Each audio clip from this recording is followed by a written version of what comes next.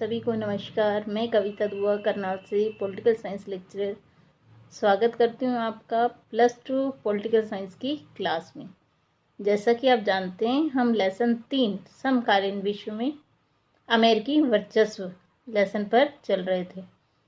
आज लेसन को हमने पहले भाग में देखा। भाग 1 में हमने 3 महत्वपूर्ण घटनाक्रम के बारे में जाना। उसके बाद हमने जाना कि इराक और कुवैत के हमले के बारे में, जिसे कि हम प्रथम खाड़ी युद्ध के नाम से भी जानते हैं, कि कैसे प्रथम खाड़ी युद्ध में 34 देशों की 66 लाख सैनिकों ने मिलकर इराक पर हमला बोला और उसे परास्त कर दिया। उसके बाद हमने जाना कि ऑपरेशन डेजर्ट स्टॉर्म क्या था। ऑपरेशन डेजर्ट स्टॉर्म आतंकवादी ठिकानों को नष्ट करने के लिए अमेरिका द्वारा चलाया गया था। जब अमेरिका में 9/11 को आतंकवादी हमला हुआ तो उसके खिलाफ कार्रवाई करते हुए ऑपरेशन इन्फिनाइट रीच चलाया गया। इसके बाद हमने 9/11 की घटना को जाना।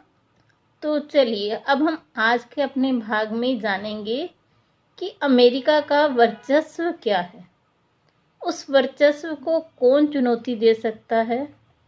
तो चलिए शुरू करते हैं हम अपना आज का टॉपिक, समकालीन विश्व में अमेरिकी वर्चस्व। लेसन 3 भाग 2 समकालीन विश्व में अमेरिकी वर्चस्व। देखिए, लेसन में अब तक हमने पहले 3 छोटी छोटी कहानियाँ जानी, जिसमें कि हमने एक में डरबन के बारे में पढ़ा, एक में बगदाद के बारे में पढ़ा और एक में ऑस्ट्रेलिया के बारे में। उसके बाद हमने जो जाना, देखिए बगदाद में हमने जाना कि कैसे बच्चा डॉक्टर बनना चाहता था, लेकिन उसके ऊपर जब वो मिसाइल से हमला होता है तो उसकी टांग खराब हो जाती है। दूसरी कहानी हमने डरबन की जानी, जिसमें कि बच्चा चित्रकार बनना चाहता था, लेकिन उसके पिता चाहते थे कि MBA करके वो व्यवसाय करे। तीसरी घटना हमने ऑस्ट्रेलिया की जानी, जिसमें वो बच्चे को जीन्स पसंद है, लेकिन उसके माता पिता क्योंकि स्वयं जब वो छोटे थे तो उन्हें भी जीन्स पसंद थी, लेकिन उन्होंने अपने देश में बहुत बड़ी क्रांति देखी थी, इसलिए अपने बच्चे को जीन्स डालता हुआ उन्हें पसंद नहीं है। 3 कहानियाँ जानी। उसके बाद हमने जाना कि खाड़ी युद्ध किसे कहते हैं। देखिए, खाड़ी युद्ध में हमने जाना कि कैसे इराक के विरुद्ध मोर्चा खोला 34 देशों की सेनाओं ने। 34 देशों में से जो 75% सैनिक थे वो अमेरिका के थे। उसके बाद हमने जाना कंप्यूटर युद्ध। खाड़ी युद्ध को ही हम कंप्यूटर युद्ध के नाम से भी जानते हैं। तो अब जो हम करने जा रहे हैं वो है ऑपरेशन डेजर्ट स्टॉर्म। देखिए, जो ऑपरेशन डेजर्ट स्टॉर्म है उसे हम ऑपरेशन इन्फिनाइट रीच के नाम से भी जानते हैं। अमेरिकी राष्ट्रपति क्लिंटन ने ऑपरेशन इन्फिनाइट रीच का आदेश दिया। इस अभियान के अंतर्गत अमेरिका ने सूडान, अफ़गानिस्तान के अल-कायदा के ठिकानों पर कई बार क्रूज मिसाइल से हमला किया। अमेरिका ने अपनी इस कार्रवाई के लिए संयुक्त राष्ट्र संघ की अनुमति लेने या उससे बात करने की भी परवाह नहीं की। अमेरिका पर आरोप है कि उसने इस अभियान में कुछ नागरिक ठिकानों को भी निशाना साधा, जिनका कि आतंकवाद से कोई लेना देना नहीं था। तो देखिए, ऑपरेशन इन्फिनाइट रीच हुआ क्यों, उसके लिए हम अगली स्लाइड पे चलते हैं और जानते हैं 9/11 की घटना। 9/11 की घटना ऐसी घटना थी जिसकी वजह से अमेरिकी राष्ट्रपति बिल क्लिंटन ने ऑपरेशन इन्फिनाइट रीच को चलाया, ताकि वो आतंकवादियों के जो ठिकाने थे अल-कायदा के उसे नष्ट कर सके। तो आइए अब हम जानते हैं 9/11 की घटना। देखिए, 9/11 की घटना क्या थी। 11 सितंबर 2001 को विभिन्न अरब देशों के 19 अपहरणकर्ताओं ने उड़ान भरने के चंद मिनटों बाद ही 4 अमेरिकी व्यावसायिक विमानों पर अपना कब्जा कर लिया। अपहरणकर्ताओं ने इन विमानों को अमेरिका की महत्वपूर्ण इमारतों की सीध में उड़ाकर ले गए। जो 2 विमान थे उन्होंने न्यूयॉर्क स्थित वर्ल्ड ट्रेड सेंटर पर हमला किया, जिससे कि वो टावर धराशायी हो गए और 3000 लोग लगभग मारे गए थे इस हमले में।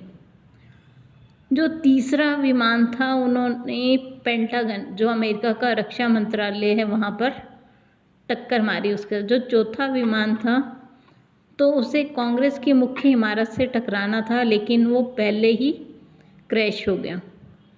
तो ये जो हमला आतंकवादियों ने किया, इसकी जिम्मेदारी अल कायदा नामक एक संगठन है उसने ली थी।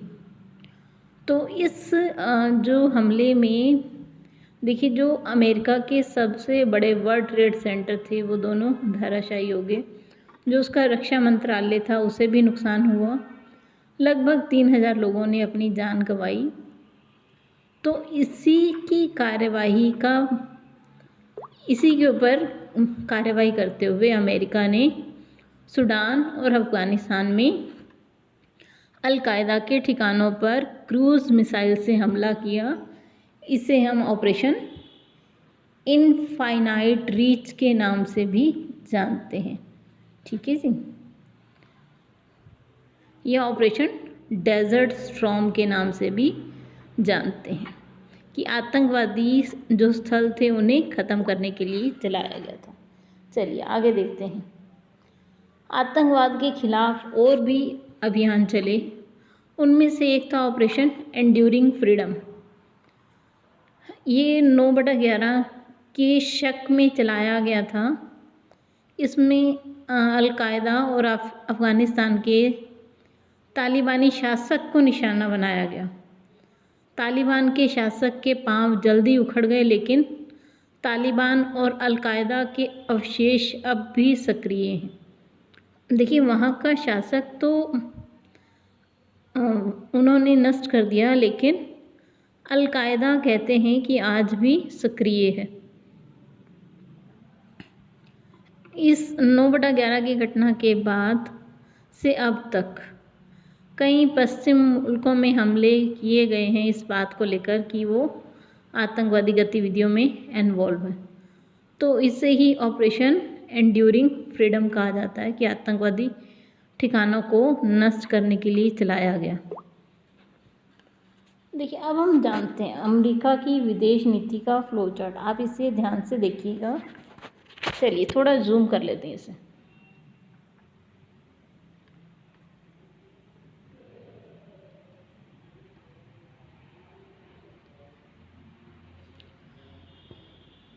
चलिए, ये आपको दिखाई दे रहा है। देखिए, अमेरिका का क्या है। सबसे पहले हम यहाँ से शुरू करते। देखिए, लोकतंत्र। अब लोकतंत्र में अमेरिका देखता है कि किसके साथ उसका संबंध दोस्ताना है और किसके साथ नहीं है। तो देखिए, अमेरिका से दोस्ताना नहीं और अमेरिका से दोस्ताना। ठीक है जी, 2 भागों में बांट दिया उसने। जो दोस्ताना नहीं, उसके बाद अगर वो गरीब हैं और तेल भी नहीं है तो उनकी तो अवहेलना कर देता है, मतलब उन्हें बिल्कुल ही छोड़ देता है। दोस्ताना नहीं है लेकिन उनके पास तेल और खनिज पदार्थ हैं, क्योंकि वो परमाणु हथियार बनाने के लिए चाहिए, तो वो उन्हें क्या करता है, पुचकारता है। देखिए, या तो पुचकारता है या दुत्कारता है, ताकि वो उसके से जो सामग्री उसे चाहिए वो मिल जाए। अब देखिए, जिसके साथ अमेरिका के दोस्ताना रिश्ते हैं वो जमकर फ़ायदा उठाते हैं। अब और देख लेते हैं, अगर वो लोकतांत्रिक देश है तो लोकतांत्रिक नहीं, तानाशाही है तो तानाशाही है। देखिए, अमेरिका से संबंध अच्छे नहीं हैं। आप इस फ्लो चार्ट को बिल्कुल आराम से देखेंगे, आपकी बुक में ही दिया हुआ ये। देखिए, अगर दोस्ताना नहीं है, अगर दरिद्र हैं और तेल भी नहीं है, तो उन्हें कोई परमाणु बम नहीं है उनके पास, तो उन्हें कोई संकट नहीं है, उनकी वो उपेक्षा करता है। लेकिन अगर उनके पास तेल और खनिज पदार्थ हैं तो उनके साथ वो अच्छे से संबंध रखता है। तो ये फ्लो चार्ट आपको यही दिखा रहा है कि अमेरिका उन्हीं देशों के साथ संबंध रखता है जहाँ से कि उसे फ़ायदा हो, जहाँ से उसे अपना तेल खनिज पदार्थ मिल सके या जो उसका समर्थन कर सकें। ठीक है जी, आप इस फ्लो चार्ट को बिल्कुल आराम से देखेंगे। चलिए इससे आगे देखते हैं। अब हम आगे है इराक पर हमला। देखिए 2003 में 19 मार्च को अमेरिका ने ऑपरेशन इराकी फ्रीडम, आपको इस लेसन में से जो क्वेश्चन आएंगे वो छोटे वाले ही आएंगे। जैसे ऑपरेशन इराकी फ्रीडम क्या था, ऑपरेशन डेजर्ट स्टॉर्म क्या था, ऑपरेशन प्रथम खाड़ी युद्ध क्या था, कंप्यूटर युद्ध क्या था, इस तरह की छोटे छोटे प्रश्न आएंगे। तो अब हम देख रहे हैं इराक पर आक्रमण। तो ये 2003 19 मार्च को चला, इसका नाम था ऑपरेशन इराकी फ्रीडम। इराक पर सैन्य हमला किया गया। अमेरिकी अगुवाई करने वाले काउंसिल ऑफ विलिंग्स के 40 से अधिक देश इसमें शामिल हुए। संयुक्त राष्ट्र संघ ने इराक पर हमला करने की अनुमति नहीं दी थी। दिखावे के लिए कहा गया कि यह सामूहिक संहार के हथियार बनाने की रोक के लिए हमला किया गया। मतलब उन्होंने ये कहा कि इराक ऐसे हथियार बना रहा है जो मानवता के लिए खतरनाक है, तो उसे रोकने के लिए हमला किया गया। इराक में सामूहिक संहार के हथियारों की मौजूदगी के प्रमाण नहीं मिले। इससे अनुमान लगाया गया कि हमले का मकसद कुछ और नहीं था, इराक के तेल के भंडारों को नियंत्रण में लेना और इराक में अमेरिका की मनपसंद सरकार कायम करना इसका उद्देश्य था, ऑपरेशन इराकी फ्रीडम का। देखिए जो अभी हमने अमेरिका की नीति के बारे में भी पढ़ा कि जहाँ से उसे बेनिफिट होता है या तो वो उसे अपने साथ मिला लेता है, जहाँ से नहीं सीधे हाथ से उसे बेनिफिट मिल रहा तो वो इस तरह से हमला करवाकर और उस पर अपनी मनपसंद सरकार बनाकर अपना दबदबा कायम किया। ये अमेरिका की नीति। अब हम देख लेते हैं अगला हिस्से, वर्चस्व शब्द का क्या अर्थ है। देखिए वर्चस्व, इसे हम हेगेमनी भी कहते हैं। तो जो इसकी जड़ें हैं प्राचीन यूनान में है। ये क्या है, देखिए अपनी सीमाओं का विस्तार करना। आपने पहले पढ़ा होगा कि राजे महाराजे जो थे अपनी सीमाओं का विस्तार करते थे, तो ये वही है वर्चस्व, मतलब अपना प्रभाव, अपना दबदबा बनाना। तो हेगेमनी शब्द की जड़ें प्राचीन यूनान में हैं। इस शब्द में किसी एक राज्य के नेतृत्व या प्रभुत्व का बोध होता है। मूलतः इस शब्द का प्रयोग प्राचीन यूनान के अन्य नगर राज्यों की तुलना में एथेंस की प्रबलता को इंगित करने के लिए किया जाता है। इस प्रकार हेगेमनी के पहले अर्थ का संबंध राज्यों के बीच सैन्य क्षमता की बुनावट और तोल से है। हेगेमनी से ध्वनित सैन्य प्रबलता का अर्थ है कि आज विश्व राजनीति में अमेरिका की हैसियत को बताने के लिए इसका इस्तेमाल होता है। अमेरिकी वर्चस्व मतलब देखिए आप सभी जानते हैं, आज सभी देश या तो उसके साथ मित्रतापूर्ण संबंध रखते हैं या एक तरफ चुपचाप अलग से हैं ताकि उन्हें कोई नुकसान ना पहुंचे। वर्चस्व का मीनिंग ही यही है कि या तो आप उस देश के शरण में जाएं और अधिक से अधिक उसका लाभ उठाएं, या फिर अलग थलग एक तरफ चुपचाप पड़े रहें ताकि आपको कोई नुकसान ना हो। तो अब अगली स्लाइड में देखते हैं। देखिए जो अमेरिका है उसका रक्षा बजट 15 बड़े देशों में सबसे अधिक है। ध्यान से देखिएगा, ये अमेरिका का बजट है और ये बाकी 15 देशों का। देखिए आपको दिख रहा है, इस चीज़ को ज़रा ध्यान से देखिए।